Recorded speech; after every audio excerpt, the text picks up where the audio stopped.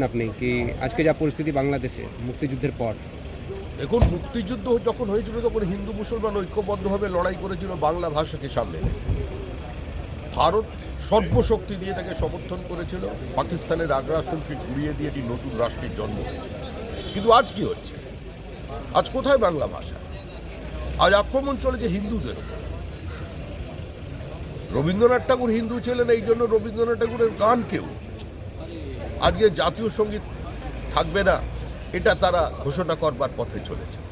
শ্রীমতী গান্ধী হিন্দু ছিলেন বলে শ্রীমতী গান্ধীর নামাঙ্কিত ওখানের যে লাইব্রেরিটা ছিল সেটাকে ভস্মীভূত করে দেওয়া হয়েছে। হিন্দু মন্দির, 51 পীঠের একটা পীঠ সব ধ্বংস করে দিয়েছে। আজকের আক্রমণ হিন্দুদের বিরুদ্ধে আক্রমণ। আজকের বাংলাদেশ বিজয় দিবসের কথা সম্পূর্ণভাবে ভুলে গিয়ে একটা ধর্মান্ধ মৌলবাদীদের সঙ্গে নিয়ে ওই চিটফান্ডের মালিককে নেতৃত্বে আক্রমণ চালাচ্ছে, তাণ্ডব চালাচ্ছে। আপনি আজকে বিজয় দিবসের উপলক্ষে লোকসভায় ভাষণ দিতে বলেছেন কি ইন্দিরা গান্ধী কী কাজ করেছিলেন, কীভাবে বাংলাদেশ তৈরি করেছিলেন, তো সেখানে আজকে হিন্দুরা আক্রান্ত, খ্রিস্টানরা আক্রান্ত। তিনি বলছেন কি ভারত সরকার হস্তক্ষেপ করুক, তাদেরকে সুরক্ষিত করার জন্য পদক্ষেপ নিক ভারত সরকার। প্রিয়াঙ্কা গান্ধী কিংবা মল্লিকার্জুন খার্গেকে বিজয় দিবস পর্যন্ত অপেক্ষা করতে হলো? আমরা তো প্রথম দিন থেকে বলছি ওখানে হিন্দু আক্রান্ত, জৈন আক্রান্ত, বৌদ্ধ আক্রান্ত, চাকমারা আক্রান্ত, খ্রিস্টানরা আক্রান্ত। ওখানে যারা আক্রান্ত হচ্ছেন তারা আমাদের রক্ত, আমাদের ভাই। সেদিন মনে পড়েনি? হঠাৎ আজকে বিজয় দিবসের দিনে তিনি ইন্দিরা গান্ধীর কথা স্মরণ করিয়ে দিলেন। এটাও মানুষকে বলা উচিত ছিল দুজনের, যে সেদিন ইন্দিরা গান্ধীকে দেবী দুর্গা বলে সম্বোধন করে অটল বিহারী বাজপেয়ী সমস্ত বিরোধী শক্তি নিয়ে ইন্দিরা গান্ধীকে সমর্থন করেছিলেন। এটাও মনে করা উচিত ছিল যে পশ্চিমবঙ্গের সমস্ত সীমান্তবর্তী জেলায় আরএসএসের ক্যাম্প থেকে আজকে কিভাবে সেনাদের সহযোগিতা করা হয়েছিল, এটাও মানুষকে মনে করিয়ে দেওয়ার প্রয়োজন ছিল। এটাও একটা রাজনীতি, নন ইস্যুকে ইস্যু বানানোর রাজনীতি। আসলে কংগ্রেস এই মুহূর্তে ইস্যুহীনতায় ভুগছে।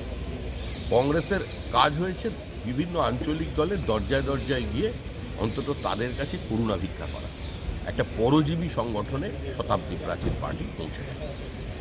এবং অভিষেক বন্দ্যোপাধ্যায় বাইরে সরকারের বিবৃতি দাবি করেছেন প্রধানমন্ত্রী এবং বিদেশমন্ত্রী বাংলাদেশের ওপর। বাংলাদেশের কথা তো অনেক দূরে। মমতা বন্দ্যোপাধ্যায় কলকাতায় এক কথা বলছেন, আর তার যারা অনুগামী, তার দলের লোকজন, তারা এখানে পার্লামেন্ট চত্বরে দাঁড়িয়ে যা কথা বলছেন সেটা মমতা বন্দ্যোপাধ্যায়ের অবস্থানের সঙ্গে মিলছে না। এক। দুই হলো তো আমরা মুখ্যমন্ত্রীর বিবৃতি দাবি করছি, যে ফিরহাদ হাকিম যে কথা বলেছেন, হুমায়ুন কবির যে কথা বলেছেন, যে কথা বলেছেন সিদ্দিকুল্লাহ চৌধুরী, তা নিয়ে মুখ্যমন্ত্রী বিবৃতি দিন। তারা তো পশ্চিমবঙ্গকে একটা ইসলামী স্থানে পরিণত করতে চাইছে। এখানেও কি তালিবানাইজেশন হবে? এখানেও কি বাংলাদেশ হবে? এটা নিয়ে মুখ্যমন্ত্রীর বিবৃতি আমরা দাবি করছি। দাদা, আজকে যা যুদ্ধ চলছে এবং আজকে প্রিয়াঙ্কা গান্ধী প্যালেস্টাইন লেখা ব্যাগ নিয়ে সংসদ ভবনে এসেছিলেন, মনে করা হয় তিনি একটা বার্তা দিতে চাইছেন, তিনি প্যালেস্টাইনের পাশে আছেন। দেখুন, এই গাজা যুদ্ধ বন্ধ হোক, এটাই ভারত চায়। আমাদের অবস্থা নিরপেক্ষ। আমাদের বার্তা বসুধৈব কুটুম্ব, যুদ্ধ নয়, শান্তি চাই। গাজা স্ট্রিপকে সাধারণ অবস্থায় ফিরিয়ে আনতে চায়, এটাই তো ভারতের অবস্থা।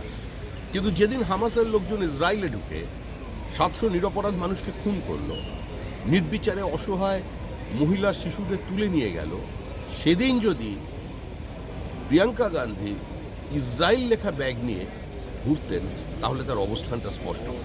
এটা তিনি করছেন ভোটের রাজনীতির জন্য, সাম্প্রদায়িকতা, তুষ্টিকরণের রাজনীতি, মুসলিম ভোট ব্যাংকে সুরক্ষিত করার রাজনীতি। ভারতবর্ষের মানুষকে এতটা মূর্খ মনে করার কোনো কারণ নেই। আস্থা প্রকাশ করেছেন all India national general secretary Abhishek Bandyopadhyay টিএমসির। দেখুন, এই ইন্ডিয়া গঠবন্ধন বলে যেটাকে বলা হচ্ছে, এরা জিতলে বলে ইভিএম ভালো, হেরে গেলে বলে ইভিএম এর দোষ, ইভিএম এর কেলেঙ্কারি। আর এই কথা তৃণমূলের পক্ষ থেকেও আগে বলা হয়েছে। এখন ভোল বদলে পরিবর্তিত পরিস্থিতিতে আজকে তৃণমূল কংগ্রেস এই কথা বলছে। এটা কংগ্রেসকে বোঝান, রাহুল গান্ধীকে বোঝান। আর তাদের অবস্থানটা কি, জোটটা কোথায় দাঁড়িয়ে, সেটাও মানুষের সামনে বলুন। একদিকে সরাসরি তারা কংগ্রেসের বিরুদ্ধাচারণ করবেন, আবার একদিকে বলবেন মমতা বন্দ্যোপাধ্যায়কে মুখ করতে হবে জোটের, তাহলে বলুন জোট নেই, একটা নতুন জোট তৈরি করুন মমতা বন্দ্যোপাধ্যায়ের নেতৃত্বে, সেটা স্পষ্ট করে বলুন। যে 1971 সালের বিখ্যাত ছবি ব্রিগেডিয়ার জেনারেল সই করছেন, দুদিক থেকে সারেন্ডার করছে পাকিস্তানি আর্মি, সেটা এখান থেকে হেডকোয়ার্টার এক জায়গা থেকে সরিয়ে দেওয়া হয়েছে, সেটা নিয়ে কংগ্রেসের নেতা আজকে অ্যাডজমেন্ট নোটিশ দিয়েছেন লোকসভায়। তিনি বলছেন এটা নিয়ে সরকার জবাব দিক। দেখুন, কংগ্রেস নন ইস্যুকে ইস্যু করতে চায়। দুর্ভাগ্য এটাই যে এরা এগোতে চায়। নতুন পার্লামেন্ট তৈরি হয়েছে, আগামী দিনে লোকসভা এবং রাজ্যসভার সদস্য সংখ্যা বাড়বে, তাদের অ্যাকোমোডেট করবার জন্যই তো এত বড় পার্লামেন্ট তৈরি করা হয়েছে। কিন্তু কংগ্রেস পুরনো দিনে ফিরে থাকতে চায়। কোনো ছবি কোনো জায়গা থেকে সরিয়ে ফেলা হয়নি, আরেকটি জায়গায় রাখা হয়েছে। কাউকে অপমানিত করবার কোনো ইচ্ছা বা কোনো জিনিসকে ভুলিয়ে দেবার কোনো প্রচেষ্টা এটা বিজেপির নেই। কংগ্রেস এই দেশের ইতিহাসকে ভুলিয়েছে, এই দেশের বিপ্লবীদের, পশ্চিমবঙ্গের সংগ্রামীদের মন থেকে মুছে ফেলার আপ্রাণ চেষ্টা করেছে, সুভাষ বোসকে অপমানিত করেছে, ইতিহাস থেকে তাকে সরিয়ে দিয়েছে। বিজেপি সে কাজ করবে না। বিজেপি ইতিহাসের পুনর্লিখন করে উপযুক্ত মানুষকে উপযুক্ত জায়গায় রেখে দেবে।